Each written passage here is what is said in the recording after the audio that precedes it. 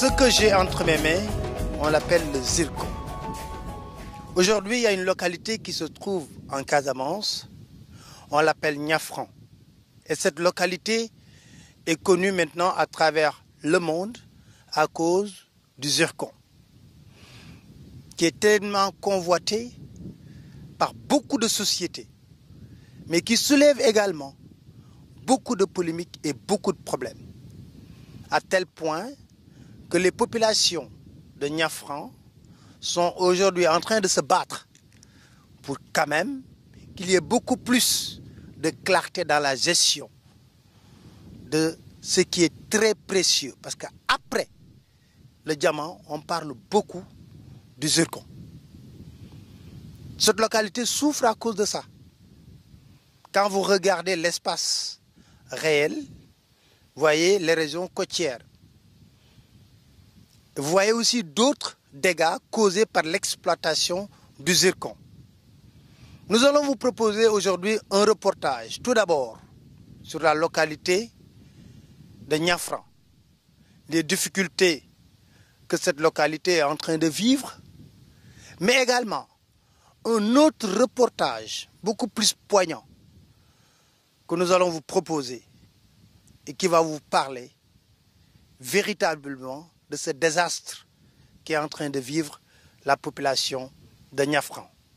Tout cela, ce sera dans votre émission et nous serons avec notre confrère Jonas qui a abattu un travail extraordinaire. Et vous allez savoir ce qui se passe réellement dans Niafran.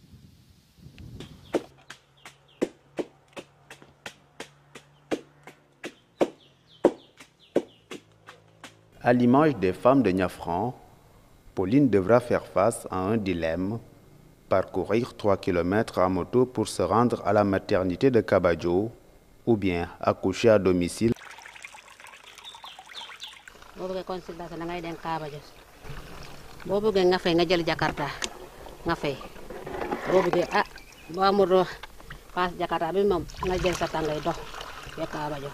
Elle vit dans ce village depuis une quarantaine d'années.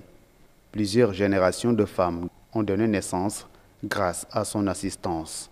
Wow, manqué na rek mako jaba manqué na manqué na Parce que amul maternité fi mota dedet amul dara fiñu amul fi amul depuis kagn ngoy jappalé dafa bari xalé yi légui lañu commencé mu ne légui bo amé bi parti jene nga den kaaba du nonu de nawuma lolu lolu lay buka ma fi maternité mo ba ci man lolu la buka damay sona damay ñaan ben tay mak na legi mun ko am man dama bagat mota ma ñaan leen bu leen dimbal ma ci man ma am maternité mo ba ci man legi dama maget dama am keneen suma xale yi ñu fi bu makete kenn mu ñu taxaw fofu ñu liggéey suma liggéey damay sona de sukudi di ñu def fofu mairie bi kay ma dem sukudi ma ñibi suma ke lolu baax dafay métti si man de dimbale ma bu baax ma am ko dëkk bi mu bu ma amee loolu baax na si man. Le poste de santé Saint-Benoît de Kabadjo polarise tous les patients de la zone.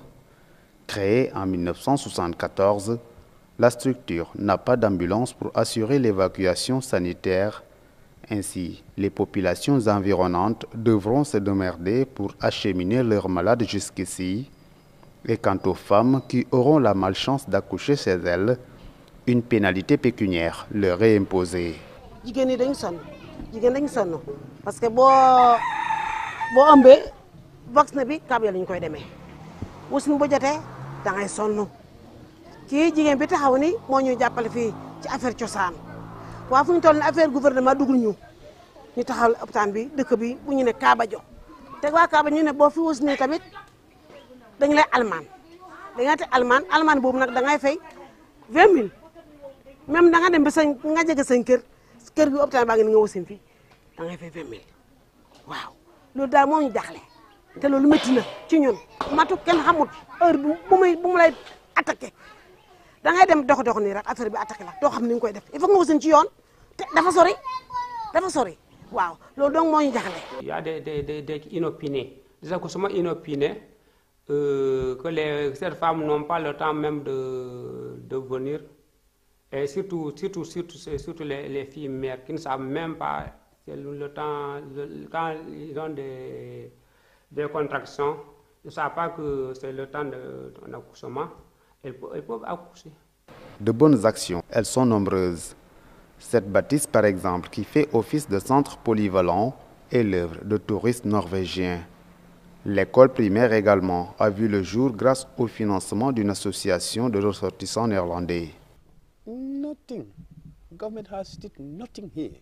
The only infrastructure you can see here in the village is done by people from outside. Like the youth center is from an association in Norway called Friends of Njafrang in Norway that built us this youth center. All the wells that you see here are built by other people. You see the school of Njafrang is built by a foundation in Holland called Sticking Above Senegal. The only infrastructure you can see here is the gravel road, that gravel road there that connects Njafrang and Kabajo. That's the only thing that the government has done here. L'école dispose certes de bâtiments flambant neufs, mais dépourvus de clôture.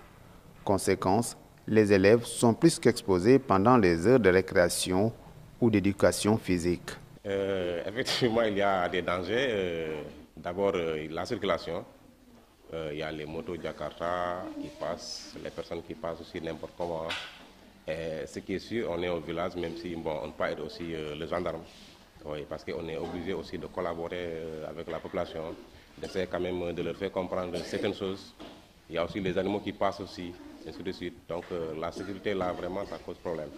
Les édifices offerts par les touristes laissent apparaître un sentiment de laisser pour compte chez les villageois. Ceux-ci n'ont pas hésité de se tourner vers la Gambie pour y envoyer leurs malades, voire privilégier la monnaie, le dalasi, pour les échanges. Je vous l'avais dit tantôt, nous sommes là devant ce fromager sacré qui fait également office de place publique. Et quand on parle de place publique dans un village, c'est un lieu de rencontre. Alors, Jonas Bassen avait fait une enquête importante sur les difficultés vécues par ce village de Njafrang. Et là où on veut exploiter le zircon. Et vous l'avez remarqué, dans son reportage, le village manque de tout. Alors, Jonas, parlez-nous un peu. Quand vous avez passé quelques jours dans ce village, qu'est-ce que vous avez remarqué? Je l'avais dit tantôt, on a passé 3 jours, 4 jours autant pour moi dans ce village, mais nous avons constaté une pauvreté extraordinaire. Parce qu'il faut remarquer que dans ce village, il n'y a pas d'électricité, il n'y a pas de poste de santé. L'école également construite, c'est l'œuvre de touristes. Même le centre où se rassemblent les jeunes, ce sont les touristes. Donc, dans ce village, l'État est absent. Donc, ça fait partie de ce qui frustre pour la plupart des populations que nous avons rencontrées et que nous avons tendu nos micros. Alors, si on parle de la santé également, paraît-il que les femmes qui veulent accoucher racontent d'énormes problèmes. Oui, Papali, les femmes qui veulent accoucher doivent le faire à 3 km, 2 à 3 km de Njafrang. Ces femmes-là vont dans le poste de centre de santé, j'allais dire, de Kabajo, et s'il arrive, elles accouchent à la maison, elles sont pénalisées. Elles doivent payer 20 000 francs. Sinon, elles ne seront pas prises en charge. Et qu'il faut dire que dans le poste de santé de Kabajo, il n'y a pas d'ambulance non plus pour que les femmes puissent être transportées en cas de besoin. Donc c'est tout un tas de problèmes qui fait que les populations sont frustrées. Et quand vous les tendez le micro, ils vous disent que l'État nous oublie. Nous ne nous sentons pas sénégalais. Et même s'il faut le dire, Njafrang est un territoire sénégalais. Donc, si je comprends bien, l'existence de Njafrang a été connue uniquement à cause de la volonté manifestée pour l'exploitation du zircon. Exactement. Parce que essayer de, par exemple, faire un micro-trottoir qui connaît Njafrang, personne. Il a fallu qu'il y ait le zircon pour que les gens découvrent qu'il y a une zone qui s'appelle Njafrang. Et que pendant toute la crise, les gens vous disent qu'il n'y a jamais eu d'attaque dans ce village. L'armée même n'est jamais venue dans ce village. Les gens vous le disent. Et donc, toutes ces autorités, que ce soit militaires ou bien, je veux dire, ces investisseurs ont connu Niafran parce que le sous-sol de Niafran est riche en zircon. Donc, c'est à cause du zircon que Niafran est connu. Est-ce qu'il est arrivé que Arston, par exemple, puisse avoir des discussions avec ces villageois? Jusque-là, c'est le monsieur nommé Ibrahim Diaw, celui que les villageois ont connu comme représentant de Astron. C'est lui-même qui a fait l'étude d'impact environnemental, c'est-à-dire l'étude qui devait permettre de démarrer l'exploitation, de voir s'il y a des dangers environnementaux. Bon, à part ce dernier, il n'y a pas eu une personnalité de Astron, à ma connaissance, qui est venue sur le terrain pour s'enquérir de la situation. Voilà la situation qui prévaut à Niafran, vous l'avez entendu. Hein. Après cela, comme je vous l'avais dit, hein, nous avons déjà fait le point sur la situation qui prévaut dans le village. Nous allons continuer après par la suite pour vous proposer concrètement le reportage qui a été réalisé sur la problématique de l'exploitation du zircon. Vous allez écouter également M. Ousmane Sané, qui est le porte-parole du comité qui a été mis en place par les villageois contre l'exploitation du zircon. Nous allons écouter aussi d'autres personnes, des membres du Forum civil, d'autres personnes aussi qui sont pour l'exploitation du zircon. Tout cela, nous allons vous faire vivre la situation qui prévaut ici, dans ce village de Niafran, et qui est gros de risques.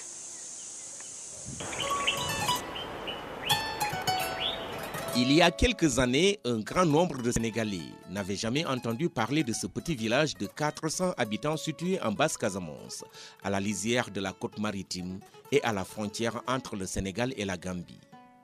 Implanté dans la commune de Kataba 1, département de Bignona, Niafran, puisque c'est de ce village qu'il s'agit, est dépourvu d'infrastructures. Pas d'hôpital, ni de route goudronnée, encore moins d'électricité. Et pourtant, son sous-sol, nous dit-on, est riche en zircon. Une pierre semi-précieuse très convoitée, utilisée dans l'armement nucléaire, la médecine, la bijouterie et dans beaucoup d'autres secteurs. À Niafran, le zircon s'étend sur cette dune fossile de 6 km de long et 200 mètres de large. Elle fait l'objet de convoitises de la part d'une compagnie multinationale minière, Astron. Une entreprise sino-australienne basée en Chine, actuellement unique détenteur de la licence d'exploitation en Casamance. Cette multinationale fait face à un refus des autochtones à l'exploitation. Une situation qui plonge ce petit village qui n'a jamais connu d'instabilité dans un climat de conflit larvé. Comment les populations entendent-elles croiser le fer avec ce géant minier? Pourquoi Astron insiste-t-il à vouloir exploiter ce zircon? Quel risque pour la dynamique de paix actuelle dans cette région minée par plus de 3 décennies d'instabilité?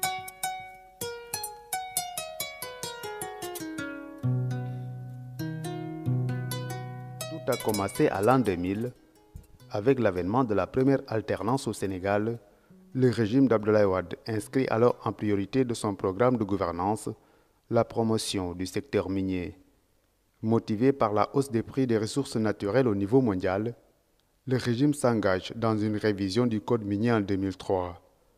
Un an plus tard, une licence d'exploration est attribuée à la compagnie minière australienne Carnegie, qui en 2006 va s'associer à Astron. Seulement, Carnegie cédera la totalité des actions de sa mine en Casamance à Astron dès 2008, et quelques mois après, Carnegie, que nos interlocuteurs confondent parfois à Astron, quitte Sanyang, une ville gambienne, où elle avait entamé une exploitation. L'entreprise a-t-elle été contrainte au départ? Pour en savoir plus, nous avons rencontré Abdoundou Khourndaou, un universitaire anthropologue à l'université Assane Seck de Ziguinchor. Il dirige une équipe de recherche qui travaille sur la Gambie et la Casamance depuis une dizaine d'années. Vous savez, par exemple, en Gambie, Astron avait un permis pour exploiter le zircon sous Yaya Jammeh. Mais Yaya avait vu qu'il y avait une quantité énorme de sable. Lui, il pense que c'est du sable qui sortait de son pays. Et discrètement, il a commis une étude, un cabinet indépendant pour regarder qu'est-ce que les Chinois étaient en train de faire. Et Yaya a vu que non seulement ces gens étaient en train d'exploiter le zircon, Ça, c'est un permis qui était normal, ce n'était pas le problème. Mais, et ça, c'est une de nos craintes, ils étaient aussi en train d'exploiter le limonite, le fer et d'autres minéraux. C'est-à-dire que dans la composition géomorphologique, aujourd'hui, on sait qu'à Niafran, si vous êtes à 7 mètres en profondeur, vous avez du sable minéralisé. 7 mètres. Ça, ce sont les études qui l'ont prouvé. Alors, mais à 7 mètres, lorsque vous mettez un système gravitaire, ce système peut prendre à la fois le zircon, le fer, le limonite, parce que ce sont des superpositions géomorphologiques qui sont très proches. Cette proximité, Astron l'avait déjà développée envers les populations de Niafran dès le début. Nouveau détenteur de la licence d'exploitation, son arrivée était perçue comme une aubaine par les populations villageoises. L'entreprise avait même triplé le coût de la main-d'œuvre locale, provoquant du coup la maladie hollandaise. Quand Astron est arrivé, c'était à l'époque où les seuls emplois, c'était nous les hôteliers, ceux qui possèdent un campement, ou les expatriés qui avaient une maison ici, qui employaient des garçons pour le jardin, une fille pour le domicile, pour l'entretien. Mais là, les salaires étaient à 1 000 francs par jour. Et quand Carnegie est arrivé, tout ça, il payait 3 000 francs par jour. Du coup, tous les jeunes ont sauté dans la voiture. Il les accompagnait pour faire de la prospection et tout. Des voitures qui disparaîtront à la fin de l'exploitation, les habitants de Niafran, ayant compris plus tard le risque environnemental qui menace selon eux l'existence du village, ont reculé en s'opposant purement et simplement à une quelconque exploitation. Ainsi naîtra le comité de lutte contre l'exploitation du zircon. Cette entité va porter le combat un peu partout dans le monde, comme en témoigne la manifestation organisée à Ziguinchor en décembre 2017, au lendemain du déploiement de l'armée sénégalaise dans le village pour escorter le consultant. Depuis qu'il y a le problème ici en Casamance, l'armée sénégalaise n'est jamais venue ici pour la sécurisation de la population. Parce que nous savons que le village de Niafran est très en sécurité. Mais depuis le problème du zircon, depuis 2010, chaque 15 jours du mois, l'armée du Sénégal est là. C'est pour toujours, nous avons vu que c'est pour une intimidation. Jusqu'à le CICR est venu même nous rencontrer. On a signalé au CICR, le comité international de la Croix-Rouge. Ce que fait l'armée ici, ça ne nous plaît pas du tout. On ne peut pas battre avec des militaires. Nous, on a bossé de Ibrahima Diaw. Depuis Ibrahima Diaw, il est venu, on a dit à tous les gens, ils ont crié, il a dit non, non projet, non au projet, non au projet. Jusqu'à là, on est en train de faire un peu avec des militaires aussi. Des militaires sont en train de pousser nous. Nous aussi, on est en train de le pousser à Ibrahima Diaw. Mais le jour là, nous, on est prêts. S'ils vont tuer nous, ils tuent nous.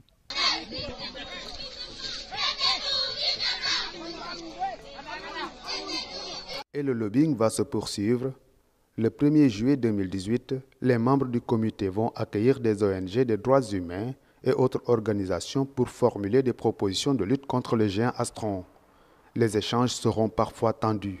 La précision en tant que juriste, c'est juste de dire que la loi sénégalaise, la constitution sénégalaise permet à l'ensemble des citoyens sénégalais, de quelque origine qu'ils soient, sans distinction régionale ou autre, quand ils sentent leurs droits sont menacés, d'avoir la possibilité de faire un recours judiciaire. Pas de justice.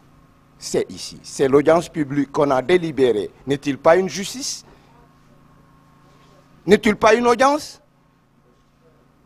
Alors là, je ne comprends pas pourquoi encore porter ce problème sur le plan juridique. Mais alors, pourquoi Astron insiste-t-il à vouloir exploiter ce zircon? Pour le comprendre, nous avons séjourné 4 jours dans le village de Niafran, où nous avons rencontré un Américain du nom de Jonathan Kaufman, défenseur des droits humains, invité par le comité de lutte pour réfléchir sur des stratégies à mettre en œuvre contre Astron. Son organisation a commandité une étude sur les états financiers de l'entreprise. Il y a une organisation alliée qui s'appelle Inclusive Development International qui ont maîtrisé très bien ces questions d'investissement et financement. Et bien, nous avons demandé à eux qu'ils fassent cette enquête, cette recherche dans la chaîne d'investissement d'Astron par rapport à ce projet. Et ce sont principalement dans ces rapports qu'on a trouvé ces informations qui sont un peu cachées, mais ce n'est pas à dire qu'ils sont confidentiels. Selon les propos confirmés par le rapport annuel 2017 de la compagnie publié sur son site internet, le projet de la petite mine de Casamance doit permettre à Astron de retrouver sa bonne santé financière. C'est pourquoi l'entreprise va multiplier des gestes de générosité en sponsorisant le Casasport, équipe du championnat de football élite dans son volet social, pour un montant de 90 millions de francs CFA qui vont s'étaler sur 3 années. Astron cherche ainsi à recueillir un capital de sympathie auprès des nombreux fans du club, ce qui a surtout contribué à diviser les populations. Nous ne décidons pas en tout cas des dispositions ou des engagements politiques pris par nos États et qui font qu'il y a des ramifications économiques, etc.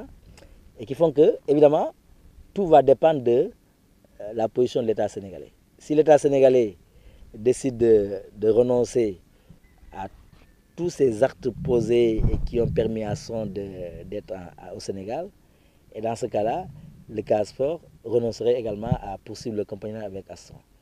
Mais si ce n'est pas le cas, et que donc qu'on permette au contraire à Astron de poursuivre ses activités, mais nous considérons Astron comme toute autre entreprise intervenant au Sénégal, et même hors du Sénégal, et qui puisse apporter quelque chose au Casasport, notamment au plan financier. La division, c'est aussi dans les chaumiers des villages environnants. À Kabadjo, situé à 3 km de Niafran par exemple, la contradiction est profonde.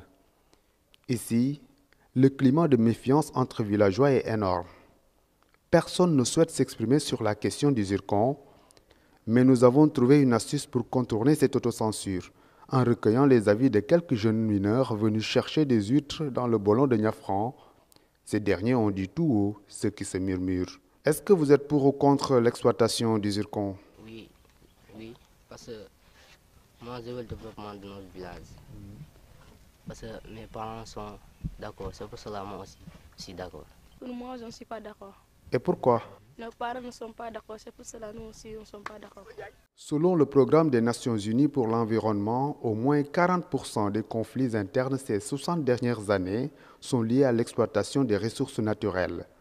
À Niafran, la principale cause du rejet demeure la destruction de l'écosystème et surtout la crainte de voir les puits déjà affectés par la montée du sel tarir.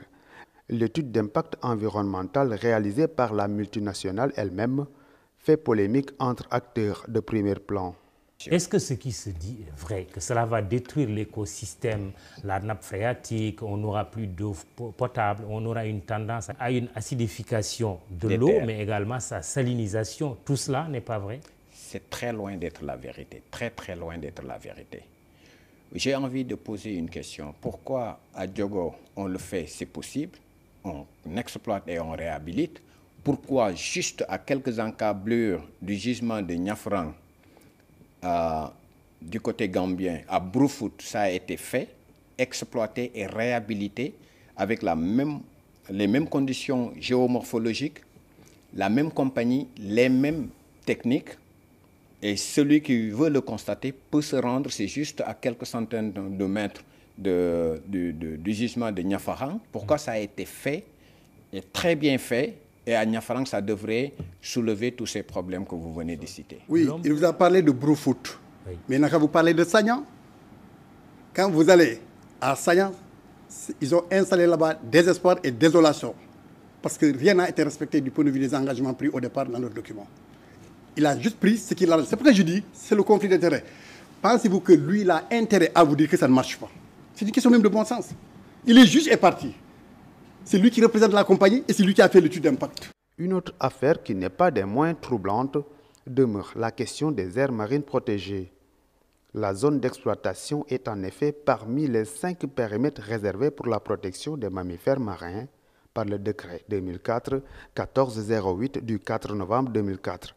Paradoxe, 26 novembre 2004, Carnegie a obtenu par arrêté ministériel numéro 10-455 une licence de cette même aire marine protégée. C'est même l'État qui a envoyé l'aire marine protégée pour dire à la population il ne faut pas que vous y alliez pour extraire le sable parce que c'est dangereux pour l'avancée de la mer. Et eux, ils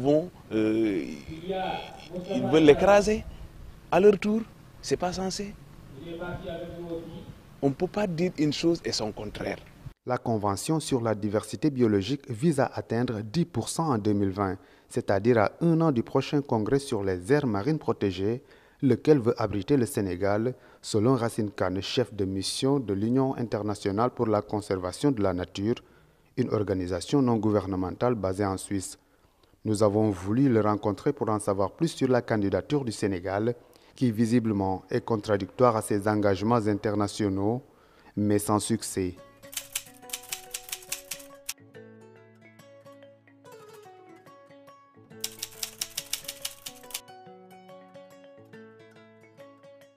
Comme dans tout projet du genre, il faut une enquête publique, c'est-à-dire une consultation des citoyens pour recueillir leurs avis avant tout démarrage.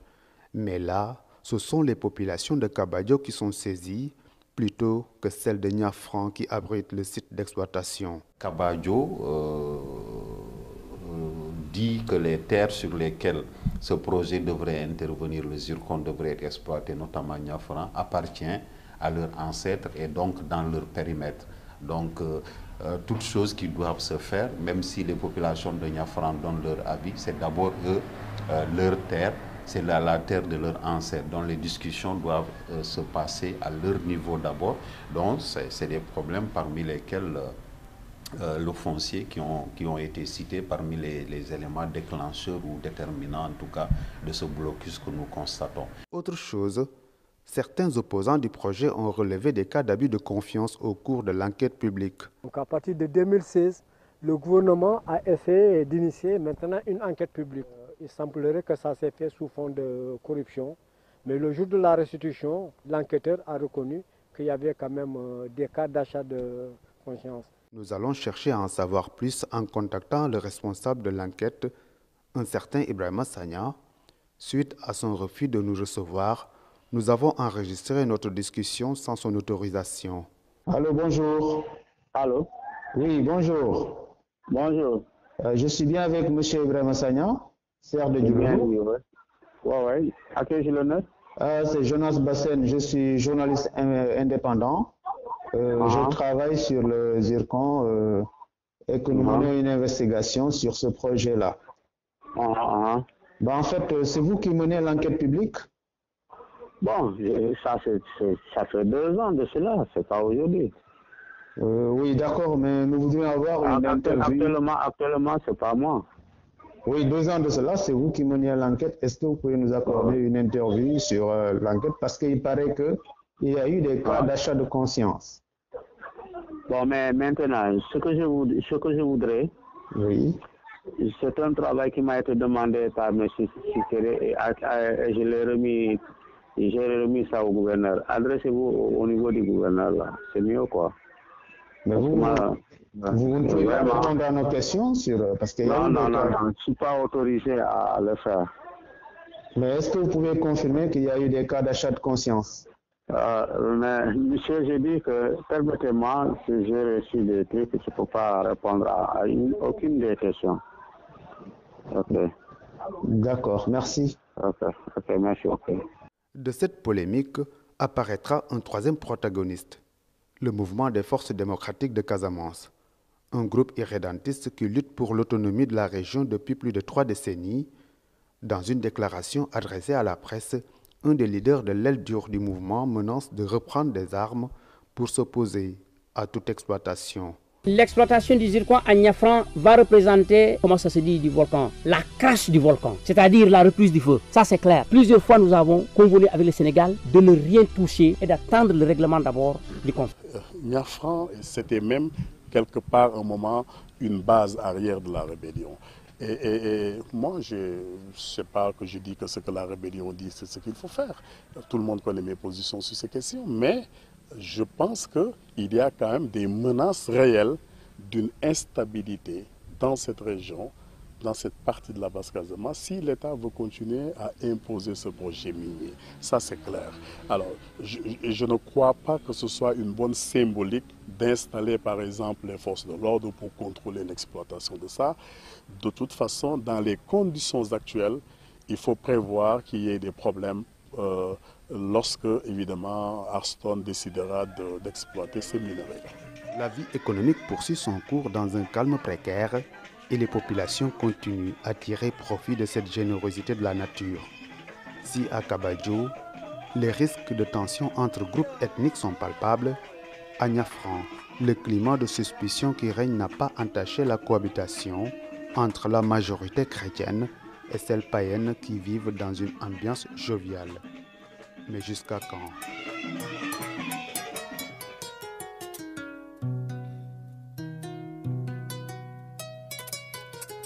Je vous parlais tantôt d'un excellent reportage qui a été réalisé par mon confrère Jonas Bassène sur la situation du zircon ici à Niafran. Jonas, d'abord, comment l'idée vous est venue de faire ce reportage? Merci Papa Lénian, merci de m'avoir invité. Mais il faut dire que le travail que nous avons effectué, nous avons été influencés, parce que influencés dans le côté positif. On a lu des articles dans la presse qui parlaient un peu du zircon au niveau international aussi. On avait vu l'intérêt que le zircon avait pour certaines sociétés multinationales qui sont dans les ressources naturelles, les ressources minières, autant pour moi. Donc partant de cela, puisque nous aussi venons juste de sortir de l'école, nous avons eu la curiosité de mener une enquête pour apporter plus de précision, parce que beaucoup de médias en parlaient, mais personne ne connaissait ce que c'est le zircon, personne ne connaissait également où se trouve Niafran. Et donc c'est pourquoi avec mon ami avec qui on forme une équipe, Lassana Sadio, on a tenté de venir découvrir Niafran et voir ce qui se dit là-bas, quelle est la réalité, qu'est-ce qui se passe pour que les Sénégalais puissent savoir. Est-ce que c'était facile? Facile, je dirais pas que facile, parce que vous savez, pour mener une investigation, il faut des moyens, et nous l'avons fait avec des moyens personnels, pour dire que personne ne nous a donné ces fonds et on n'accepterait pas de prendre aussi des fonds pour apporter une lumière sur une question comme le zircon qui divise des communautés, des sociétés, des villageois, des familles. Et donc c'était difficile du point de vue financier. On a dépensé pendant une semaine presque, on est sur le terrain, 4 jours à Niafran, les autres jours sur Ziguinchor, essayer de voir qui interviewait sur cette question. L'autre question se trouve être la pression, parce que c'est vrai, on n'a pas reçu des pressions venant des autorités, il faut le dire, mais au niveau des villageois, parce que quand vous êtes sur le terrain, il y a un doute qui pèse sur leur tête. Ils se disent que ces gens-là, est-ce qu'ils ne sont pas envoyés? Est-ce que c'est des journalistes crédibles? Alors, c'est tout un tas de questionnements qui résonnaient sur la tête quand vous voyez les gens qui vous accueillent, sur la tête des gens qui vous accueillent la plupart. Donc, c'était un peu difficile, mais Dieu merci, on a réalisé un documentaire et nous voudrions que ça se poursuive, parce que aussi, il y a une question intéressante. Est-ce que réellement, j'allais dire, le conseil d'administration de Astron est au courant du danger qu'une exploitation pourra provoquer en Casamance? La question de fond qui me vient à l'esprit, Jonas, est de savoir quel est ton sentiment réel après avoir entendu les différentes parties qui sont concernées. Écoutez, c'est vrai, ce qui est un peu bizarre, il est difficile de trouver quelqu'un dans le village de Niafran qui est pour le projet, autant pour moi. Pour la plupart des gens qu'on a rencontrés, ils se disent être contre une exploitation du zircon. Les gens qui sont pour, on a tenté de voir, c'est difficile d'en trouver. Et donc ça, c'est un problème réel. Alors qu'on sait qu'au Sénégal aujourd'hui, si vous voulez exploiter les ressources naturelles, vous devrez avoir l'assentiment des populations. Ça, je pense que c'est le référendum sur les points qu'on avait proposés aux citoyens. Sur les 15 points, voilà. Donc, je pense que c'est difficile de trouver quelqu'un qui est pour l'exploitation du zircon. C'est ça qui a frappé, du coup, mon attention. Maintenant, peut-être dans les autres localités, il y a des gens, parce qu'il y a la pression, hein, il y a la pression dans le village. Même si vous êtes pour, il y a des gens qui nous souffrent. Si vous êtes pour, vous n'osez pas vous signaler. Donc, je pense que c'est toute une curiosité qui est là et qu'il faut toujours essayer de percer et comprendre pourquoi ces gens-là sont pour l'exploitation.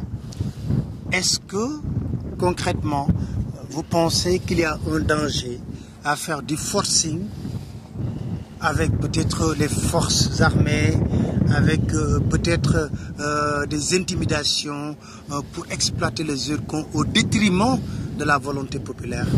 Niafran, moi je ne suis pas là peut-être pour dire il faut exploiter ou ne pas exploiter. Mais ce qu'il faut comprendre, c'est qu'aussi on est dans une zone sensible. Pour quelqu'un qui connaît un peu la Casamance, on sait que Niafran, c'est une zone sensible. Et donc, si on amène les forces de l'ordre pour qu'ils encadrent la zone qu'on exploite, je ne pense pas que ça soit la bonne manière, la meilleure méthode. Ça peut aujourd'hui raviver le feu, j'allais dire, envenimer la situation qui aujourd'hui a connu vraiment une situation de paix que les Casamançais ont connue. Donc je pense qu'il faudrait que l'on puisse encore davantage discuter avec les populations, essayer de proposer, je pense, quelque chose de sérieux pour que peut-être ils vont accepter l'exploitation. Je ne sais pas. Est-ce que l'espoir est permis? Je ne dirais pas non parce que je suis très pragmatique. Je pense que de la discussion jaillira toujours la lumière. Il faut qu'ils discutent avec les citoyens qui sont des Sénégalais, qui peut-être ne sont pas contents parce qu'ils voient que l'État est absent. Mais je pense que c'est possible. Ils n'ont qu'à discuter avec eux. Très bien. Alors, c'était Jonas Bassène, hein, le journaliste qui a réalisé le reportage que nous avons montré. Après Jonas Bassène, nous aurons Ousmane Sané, qui est le porte-parole du comité qui a été mis en place ici à Niafran pour continuer de discuter de ce problème qui est lancinant. Mais je rappelle toujours que les multinationales ont une certaine force. Et cette force, c'est de pouvoir utiliser toujours la manipulation pour arriver à leur fin. Mais nous sommes dans une zone sensible. Ça revient toujours dans les discours. Et qu'on gagnerait quand même à discuter avec les habitants de Niafran, les habitants des localités qui sont concernés par ce problème, pour qu'on essaie de trouver la bonne solution.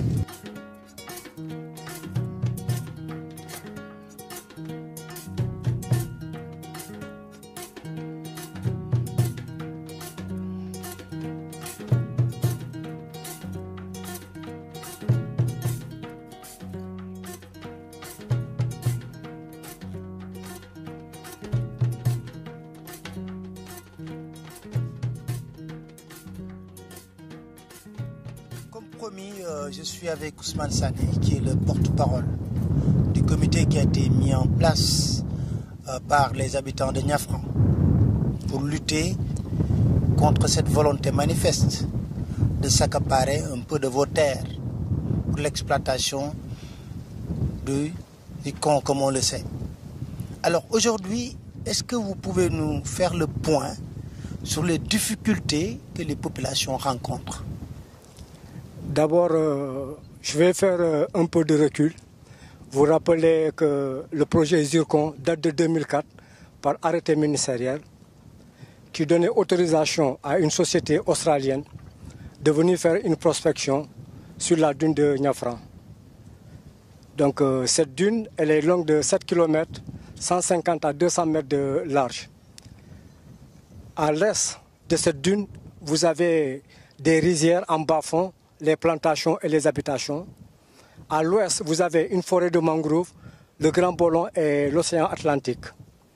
Et si vous regardez cet écosystème, vous voyez que cette bande à exploiter sert de tampon, si vous voulez, une digue naturelle qui est censée freiner ou ralentir la montée des eaux dans les rizières, dans les habitations. Pour des villageois qui sont novices, qui ne peuvent pas donner des arguments scientifiques ni techniques, le seul constat qu'ils ont depuis des décennies, ils savent que cette montagne de sable, une fois rasée, ça va précipiter l'eau dans les rizières, dans les habitations. Donc à partir de là, ils ont trouvé nécessaire de créer un comité local pour la défense de cet environnement.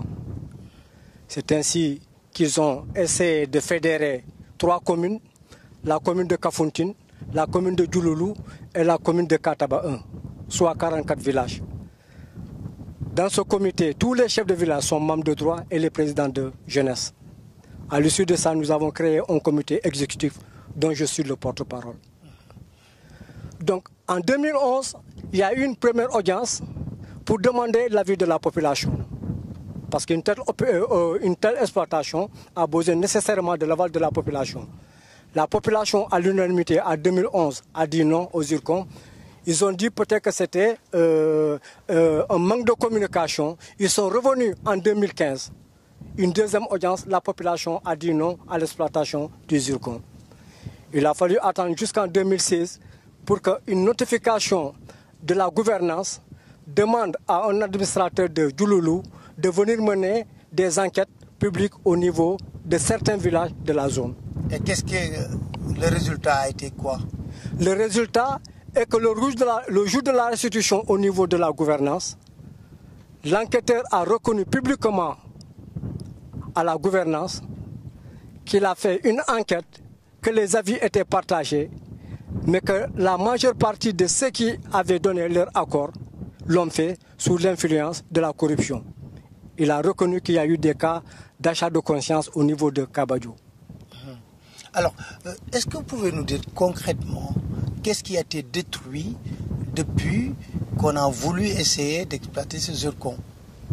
Ce qui a été détruit, c'est que là où nous en sommes, vous voyez très bien que c'est des ruines. Là, c'était un des sites les plus beaux de la Casamance. C'était un hôtel qui appartient à un expatrié. Là, c'était le restaurant. Vous avez, après le restaurant, 2 rangées de filao. Après ces 2 rangées, vous avez la plage à 200 mètres. Ça, c'était vers les années 90. Dans les 10 dernières années, la mer a fait un bond. Le restaurant est en ruine. Le seul rempart, c'est la forêt de mangrove et la dune. Si nous acceptons cette exploitation du zircon, le réchauffement climatique, la montée des eaux, certes, c'est un phénomène naturel. En ce moment, il est plus intéressant de faire des digues pour freiner l'avancée de la mer que de détruire la dune pour précipiter l'avancée de l'eau dans les rizières, dans les habitations. C'est pourquoi la population s'est diamétralement opposée à une telle exploitation. Aujourd'hui, vous connaissez aussi la force des multinationales. Est-ce que vous pensez pouvoir toujours résister à cela? Écoutez, depuis 2004, nous sommes en train de résister. La Casamance a une histoire. Certes, les multinationales ils sont puissants. Nous savons qu'ils ont essayé avec nos gouvernants qui, à travers des arrêtés et des décrets, ont essayé d'imposer leur volonté à la population. Mais la résistance populaire, la résistance locale, elle est là. Ils ont même essayé avec des militaires, avec un char. La population s'est couchée sur la terre, a demandé à l'armée de marcher sur les corps pour accéder sur la dune. C'est dire que quand même, il y a une détermination au niveau de la population. Paraît-il que depuis qu'on en parle de l'existence des zircons, il y a toujours la présence des forces armées ici dans cette zone? Mais écoutez, les forces armées, il n'y a pas que les forces armées. Il y a aussi le mouvement des forces démocratiques de Casamance qui fait souvent une patrouille au niveau de la zone. C'est ça. Les gens ne pensent pas trop au volet sécuritaire quand même de cette exploitation. Il y a les risques environnementaux, mais il y a aussi le risque d'une recrudescence du conflit armé en Casamance. Non seulement les 5 factions, malgré leur division, sont totalement opposées à cette exploitation. Aussi, il y a l'armée qui fait des patrouilles comme si c'était pour intimider la population. Et par rapport à ça, que ça soit ces patrouilles, que ça soit du côté du gouvernement, la population a toujours maintenu son opposition par rapport à cette exploitation. Mais au-delà, on a vu que Niafran n'est pas une localité qui est pourvue, par exemple, de beaucoup d'institutions de maternité, d'écoles. Est-ce que ce ne serait pas bien de réfléchir sur comment la compagnie pourrait accompagner la localité? Écoutez, nous avons quand même réfléchi par rapport à l'avenir de notre village. Nous avons essayé d'approcher nos compatriotes et au-delà du comité, nous avons créé un cadre de réflexion. Nous avons discuté sur les risques éventuels d'une telle exploitation. Nous sommes maintenant dans une dynamique d'alternative par rapport à l'exploitation du zircon. Le zircon, c'est pour 5 ans, 10%. Pour qui? Pour l'État du Sénégal. Mais les retombées sur la population locale sont infimes. Ce que nous pouvons gagner en apiculture, ce que nous pouvons gagner avec la pêche, ce que nous pouvons gagner avec le tourisme, ce que nous pouvons gagner avec les fruits sauvages sont beaucoup plus importants que ce que Arson peut nous offrir. La preuve, tout ce que nous avons comme acquis, que ce soit l'école, que ce soit le foyer des jeunes, l'administration elle est absente, on n'a pas de route. Ce sont nos amis expatriés qui sont basés sur place ou qui viennent pour le tourisme, qui nous ont offert l'école, qui nous ont offert un poste de santé, qui nous ont donné le foyer des zones. L'État n'a rien fait dans ce village. Donc c'est pourquoi par rapport à cette exploitation, malgré les promesses qu'ils font, c'est-à-dire la route, c'est pour faire passer les engins, le forage, c'est pour traiter le zircon, et le poste de santé, c'est pour traiter les gens qui vont... Quels sont l'état de vos relations avec Alstom? Est-ce que vous arrivez de discuter avec les hauts dirigeants de Alstom par rapport à ce problème? Nous avons discuté avec les hauts dirigeants de Alstom. Pas plus que ce mois de mai, nous avons encore reçu une délégation de Alstom à travers certains cadres de la Casamance, le groupe de réflexion pour la paix en Casamance, dont le président c'est Robert Sagnan. Personnellement, il n'est pas venu, mais il a délégué quelqu'un à Madiamé, qui est son vice-président, qui se porte un peu comme facilitateur entre la population et Alstom. Nous avons reçu cette délégation, nous avons réitéré notre position, que nous avons des craintes par rapport à cette exploitation. Nous avons exigé une autre étude d'impact environnemental et social où ça sera inclusif, où la population locale, ou même, comment s'appelle-t-il, ça peut être un cabinet indépendant et autonome, aussi bien du comité que de l'État, pour qu'il fasse une autre étude. Parce que celui qui a fait l'étude au niveau pour Alstom, il est en même temps partenaire de Alstom. Donc il y a un conflit d'intérêts. Nous avons dit non, qu'on ne pouvait pas accepter un tel projet. Il fallait qu'on y voit un peu clair par rapport aux risques environnementaux et autres. Votre dernier message, ce serait quoi? Nous demanderons au gouvernement sénégalais de méditer sur les causes profondes du conflit en Casamance. C'est parti de l'accaparement de terres et peut-être un peu de sentiment de frustration par rapport aux premiers cadres qui sont venus en Casamance. Donc 30 ans, 35 ans après, vouloir exploiter par la force le zircon de Niafran au moment où le mouvement des forces démocratiques de Casamance, toute tendance confondue, s'est opposé à un tel projet. Je pense qu'il faut plutôt aller dans le sens de dialoguer, de privilégier le dialogue pour trouver une solution acceptable pour toutes les parties. C'est ce que nous souhaitons. Très bien. Merci beaucoup, M. Ousmane Sané. Je rappelle que vous êtes le porte-parole du comité qui a été mis en place ici au niveau de Niafran, qui lutte contre l'exploitation des zircons voulue par une multinationale Alstom. Je vous remercie. Merci beaucoup. C'est moi qui vous remercie, monsieur.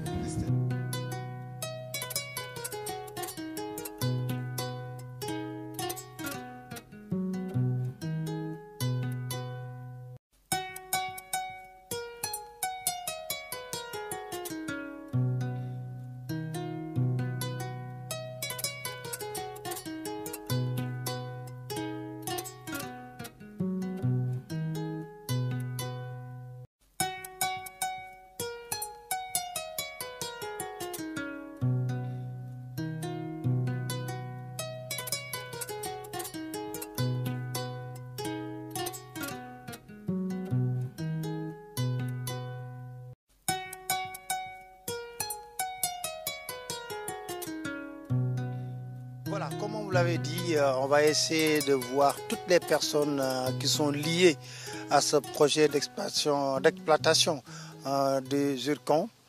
On a eu à apprendre des personnes qui sont contre ce projet. Mais pour équilibrer, on a tenu également à prendre des personnes qui sont pour la réalisation de l'exploitation du zircon. Je suis avec Mamadou Diaban, qui est là avec moi, Et on va parler, parce que lui, il est partisan du oui pour l'exploitation du zircon. Alors, dis-moi, d'abord, pourquoi vous êtes d'accord pour l'exploitation au niveau de Niafran de ce zircon? Merci, Pape Allé. Je remercie le bon Dieu d'avoir m'avoir permis de parler de ce programme qui est le zircon, qui a duré dans notre zone.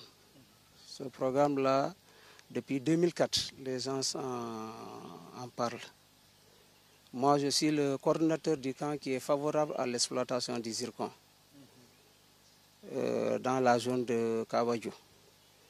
Depuis 2004, j'ai suivi ce programme-là, parce que depuis la première réunion, j'étais là-bas, j'étais le secrétaire de séance.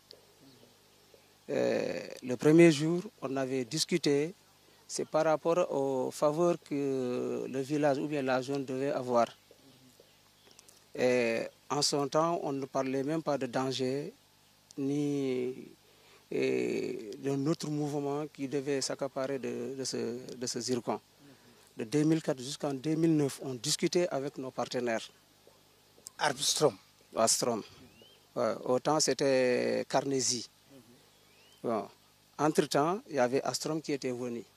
Maintenant, entre-temps, de 2004 à 2009, c'était les populations qui discutaient avec Astrom ou Carnésie pour l'exploitation du zircon. Et on discutait sur ce que les populations peuvent bénéficier de ce programme.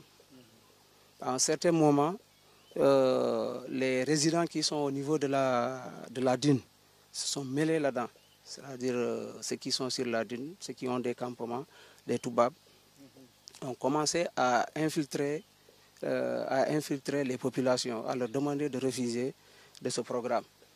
Ceux qui habitent à Niafran. À Niafran. Ceux qui habitent même dans les villages environnants, ceux qui sont dans d'autres villages. Parce qu'ils disaient que dès qu'on commence l'exploitation, eux, durant toute cette durée, ils ne seront pas à Niafran ou bien dans la zone. Qui sont-ils réellement? La plupart sont des Français. La plupart sont des Français. Donc, ils ont intoxiqué les populations, diabolisé le projet, et en même temps financer des gens pour qu'ils soient catégoriques à ce projet. Moi, j'étais à Niafran tout à l'heure, je n'ai pas vu de Toubab. Si, ils sont là-bas, ils ont des maisons là-bas. Vous n'avez pas fait le tour de Niafran. Il y a des maisons des Toubab qui sont là-bas. Les propriétaires de campements sont tous des Européens. Il n'y a pas un noir à part Papis Badian.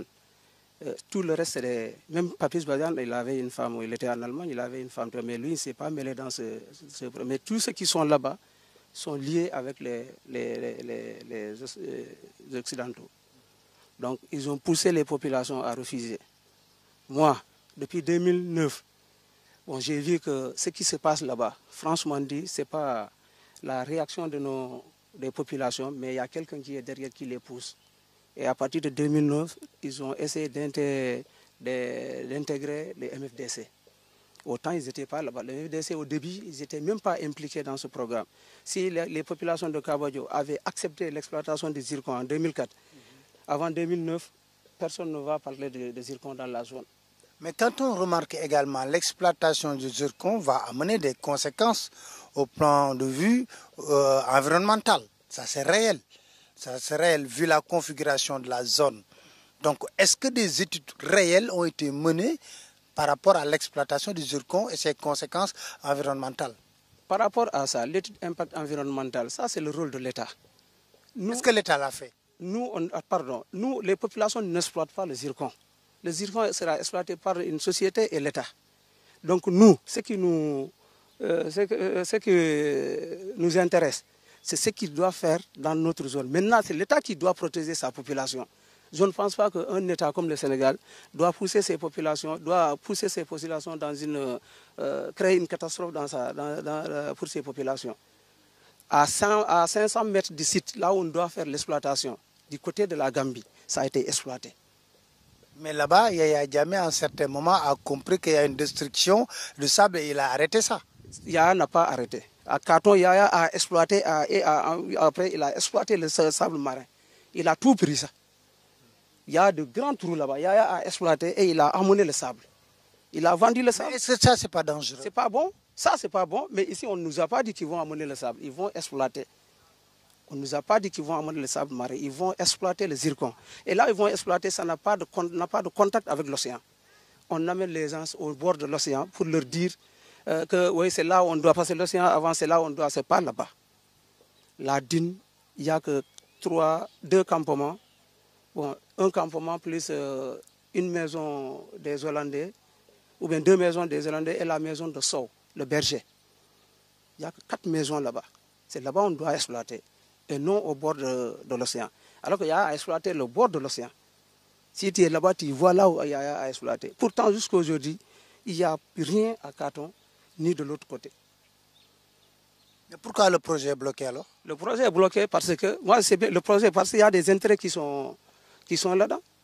Quels sont ces intérêts? Ces intérêts, en tout cas, il y a l'État en sait quelque chose. Les Occidentaux sont là-bas, je ne sais pas. Maintenant, l'autre problème, c'est parce que le MFDC s'est mêlé là-dedans. Mais quand on regarde la localité comme Niafran, est dépourvue de moyens, il n'y a pas d'école, il n'y a rien, absolument rien. Est-ce qu'on peut exploiter le zircon en laissant comme tel un village? Non, c'est par rapport à ça. Avant l'exploitation, il y avait un mémorandum qui a été déjà établi. Avant l'exploitation, pendant l'exploitation et après l'exploitation. Pour l'intérêt des villages, pour le développement des villages, ça a été bel et bien écrit par les populations, signé par le maire et signé par la compagnie. Le maire de la localité a déjà mis son cachet par rapport au mémorandum que les populations ont mis sur place. Dans ce mémorandum, on n'a parlé que de l'intérêt de la zone, des populations et des Casacés. Maintenant, le reste, ça c'est le problème de l'État et la compagnie. Mais on parle de conflit d'intérêt entre celui qui a réalisé l'étude environnementale et la société qui doit exploiter le zircon. Bon, maintenant, il faut s'adresser à celui qui l'a fait. Parce qu'on nous disait que c'est lui le consultant de la compagnie, Armstrong. Oui, et ils sont venus pour le faire. Là, je pense que les populations ne peuvent pas gérer ce point-là. Nous, ce que nous pouvons gérer, nous, les populations, c'est par rapport à nos intérêts. On ne va jamais laisser quelqu'un prendre nos intérêts. Ça, on ne le fera jamais. C'est l'intérêt des populations que nous allons suivre. Est-ce que vous êtes majoritaire dans votre position? Bon, ils ont fait l'enquête publique. Si nous ne sommes pas majoritaires, l'enquête publique a montré que la majorité veut l'exploitation et ils ont peur. Mais par rapport à cette enquête publique, on parle d'achat de conscience, on parle de corruption. Ça n'a jamais... Ah, qui a fait cette corruption? Il l'a fait village par village. Et il était libre, il est choisi par l'autorité. Le gars, il est à Djoulounou. Si je savais, j'allais vous demander de passer. C'est lui, il est là-bas jusqu'à aujourd'hui.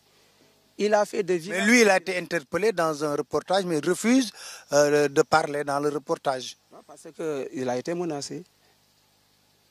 Il a été menacé, peut-être c'est ça. Par qui? Bon, il a été menacé. Par qui? Il a été menacé.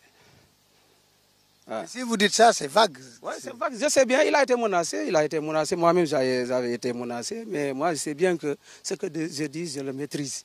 Vous habitez à Niafran, mais paraît-il que vous... Kabadjo, pas Niafran. Pas Niafran, j'habite à Kabadjo. Kabadjo et Niafran, c'était le même village. Après que Niafran a eu son chef de village, mais c'était le même village.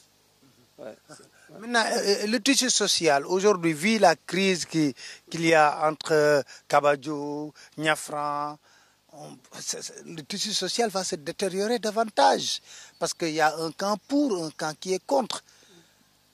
Ouais, tout ça, c'est les intérêts. Ceux qui protègent les Toubabs, ils sont tout le temps contre. Ils ne seront jamais d'accord. On n'a jamais vu quelque part où il y a exploitation, que tout le monde est à 100% d'accord. Ça n'a jamais existé. Donc il y a un camp qui est contre, il y a un camp qui est pour. À Kabadjo, ce qui a été dit là-bas au début, que quand on exploite le zircon, de un, tous les arbres vont mourir, les gens auront le cancer, parce qu'il y aura la poussière qui va se lever. C'est ça qu'il disait aux gens. Mais après, les gens ont aussi que ça, c'est pas vrai. Ils ont été à Djogé, le camp du nom là, ils ont été à Djogou, Après ça, quand ils sont revenus, ils ont dit ce qui se trouve là-bas, ouais, c'est pas la même situation, c'est pas la même zone. Mais à Diogo aussi, il y a une crise. Parce qu'il y a une crise qui est très profonde là-bas. Ils ont pris des champs.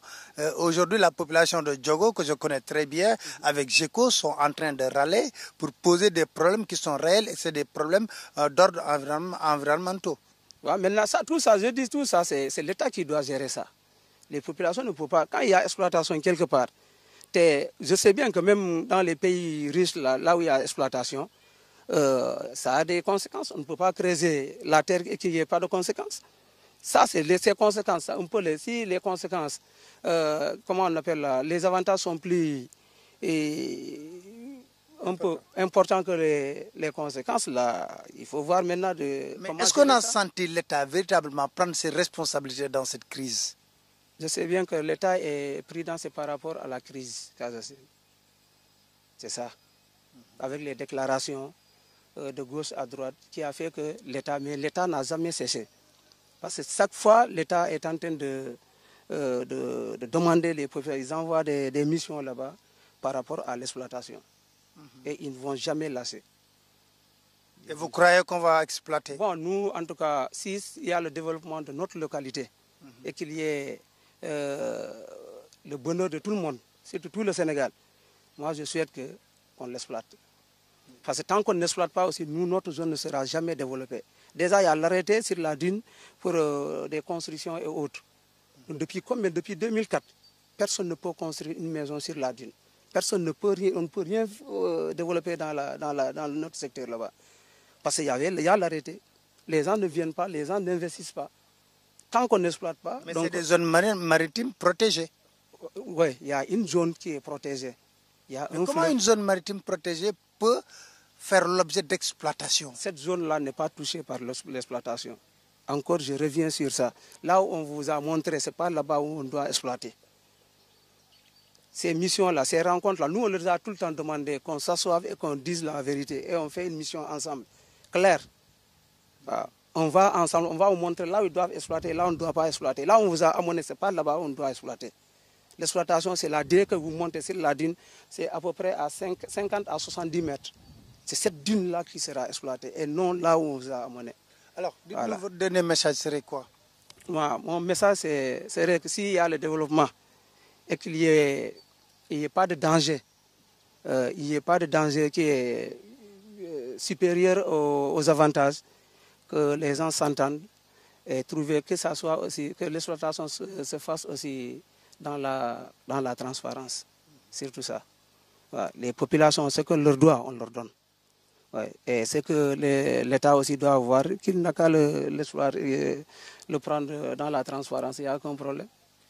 Merci beaucoup, Mamadou. Alors, Mamadou Diaban, nous remercions beaucoup. Voilà, on a eu à prendre tous les camps qui sont dans le cadre de l'exploitation du zircon, qui est un problème très complexe, véritablement complexe, et que c'était le camp du oui, qui sont pour l'exploitation du zircon. Vous avez entendu aussi d'autres personnes. Voilà pour le moment ce que nous avons pu glaner comme information sur ce conflit qui jusqu'à présent n'a pas encore trouvé de solution. Et nous allons poursuivre pour essayer également d'avoir d'autres versions par rapport à cette situation. Merci beaucoup.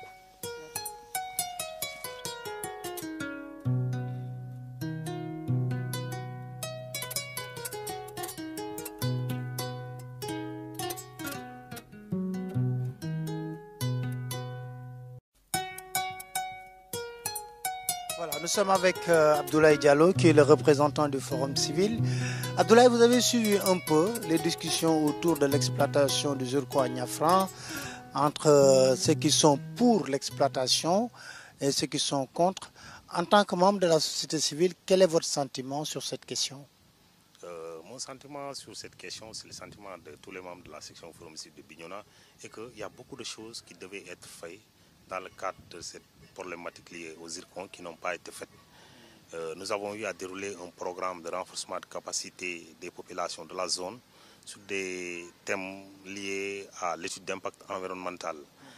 Le tollé que cette formation a créé auprès des gens qui étaient les porteurs du projet d'exploitation du zircon nous a donné raison sur le fait qu'il y avait effectivement des choses qui ont été faites dans le cadre de ce projet d'exploitation de zircon qui n'étaient pas en phase avec les lois en vigueur dans ce pays.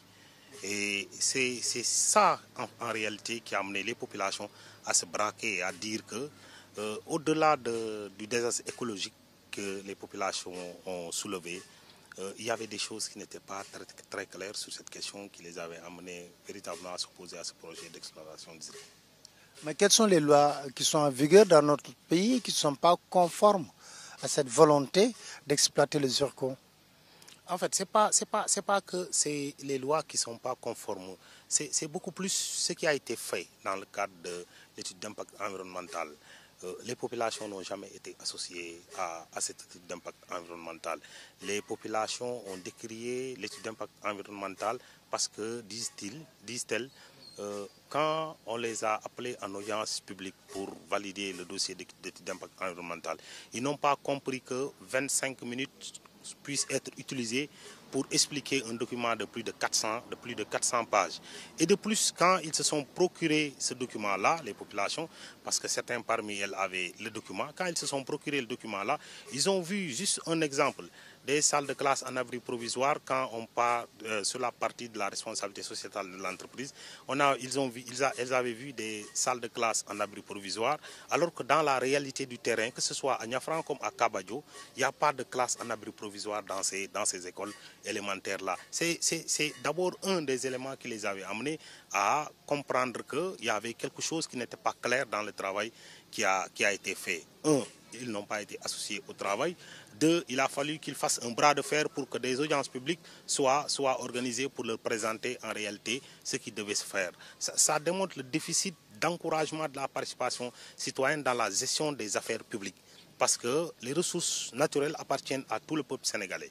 Donc si on doit exploiter ces ressources-là, en amont comme en aval, les populations doivent être associées, en leur expliquant le bien fondé d'exploiter cette ressource-là, mais aussi de discuter avec eux pour qu'eux aussi, ils puissent poser les doléances qui puissent permettre à l'entreprise ou aux entreprises qui doivent exploiter de pouvoir gérer leur part de responsabilité sociétale dans le cadre de ce projet d'exploitation.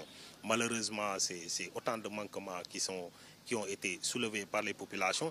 Ensuite, la formation a permis aux populations de bien comprendre, parce que c'est dans la salle qu'ils l'ont dit, que ce que le consultant leur a présenté dans le cadre juridique qui encadre une étude d'impact environnemental au Sénégal, ce n'est pas eux ce qu'ils ont senti sur le terrain lors de l'étude d'impact environnemental qui a été faite dans leur localité.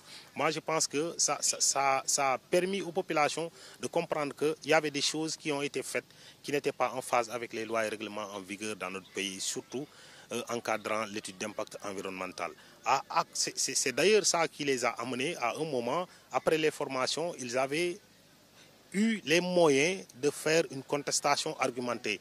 Et cette nouvelle contestation argumentée, ils l'ont prouvé dans les différents mémorandums qu'ils ont envoyés au président de la République après, où ils ont listé tous les manquements d'une étude d'impact environnemental. J'avoue que quand j'ai eu ces mémorandums-là, je me suis dit que peut-être qu'ils ont été aidés par un expert dans le cadre de l'étude d'impact environnemental, parce qu'ils avaient soulevé énormément de manquements. Alors aujourd'hui, est-ce qu'il y a une possibilité de solution par rapport à ça, ou bien il faut revenir à zéro et repartir sur de nouvelles bases? Les populations, ce qu'ils disent, à la différence de ce que beaucoup de gens sont en train de dire sur la problématique du zircon, les populations de la zone, nous, on les a fréquentées dans le cadre de notre programme. On a échangé avec eux. Pour eux,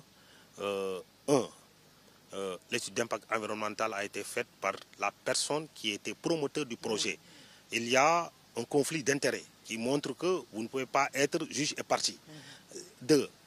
La population a demandé depuis le début de leur contestation une étude d'impact environnemental faite par un cabinet totalement neutre. Depuis ce temps-là, que ce soit du côté de l'État comme du côté de l'entreprise, personne n'a daigné essayer d'apporter une réponse à ça.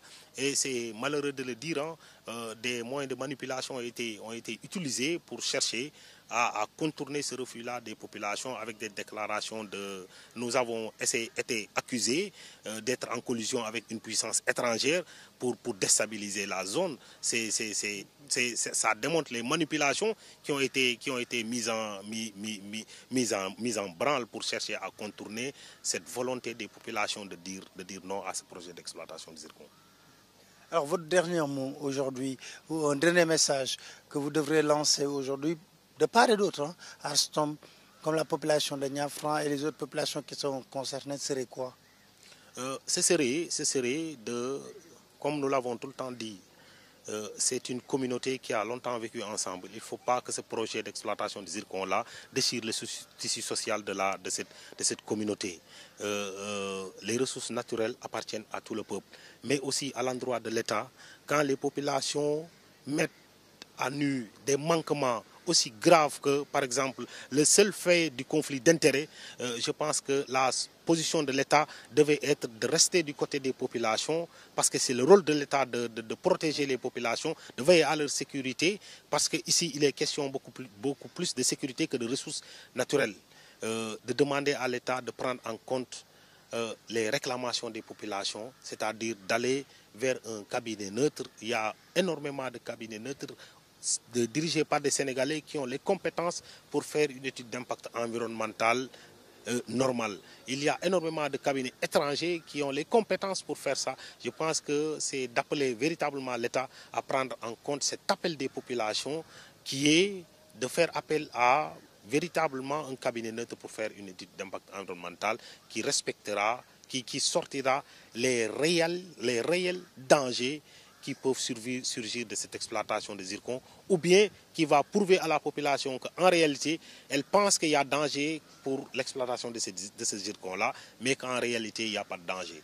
Mais l'essentiel, c'est que l'État doit se ranger du côté des populations et faire en sorte qu'il y ait un cabinet réellement neutre pour faire ce travail-là, afin que la paix puisse véritablement régner dans cette zone-là, et que le tissu social, que des organisations telles que la section Forum Civil de Bignona a travaillé à recoudre, puisse enfin se terminer dans la paix. M. Abdoulaye Diallo, je vous remercie. Je rappelle que vous êtes le représentant de Forum Civil, qui est une organisation qu'on connaît très bien, qui s'active toujours à côté des populations pour la prise en charge de leurs propres revendications. Je vous remercie bien.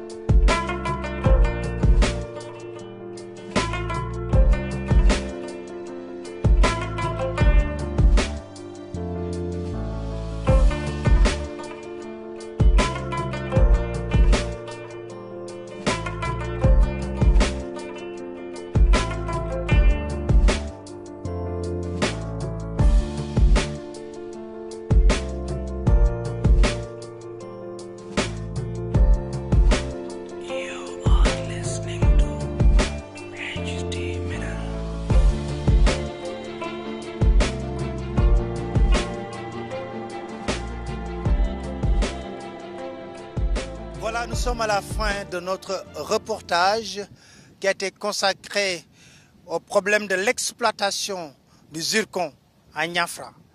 Vous avez entendu toutes les parties qui sont concernées, qui se sont exprimées clairement par rapport à leur point de vue sur l'exploitation du zircon à Niafra. Mais toujours est-il que la population cherche une seule chose, une véritable discussion franche, honnête, entre les compagnies qui veulent exploiter le zircon. On connaît déjà les problèmes du zircon dans une localité comme Diogo, avec Gico. Et on sait très bien que nous sommes dans une zone qui est très sensible, la zone casamançaise. Déjà, le tissu social est en train de s'effriter dans cette localité. Niafra manque de tout. Vous l'avez vu dans vos reportages. Donc, l'État doit prendre ses responsabilités, de même qu'Armstrong qui doit exploiter le zircon. J'ai eu ce plaisir de venir ici en Casamance, réaliser ce reportage en compagnie d'un jeune confrère, Jonas Bassen, mais également de notre caméraman Lassana Sadio. Et que nous allons poursuivre l'aventure. Parce que l'objectif que nous voulons, c'est de permettre aux Sénégalais de vivre réellement les préoccupations des Sénégalais dans leur localité. Donc, nous vous donnons rendez-vous très prochainement dans un autre reportage sur d'autres problèmes qui concernent véritablement la vie des Sénégalais. À très bientôt.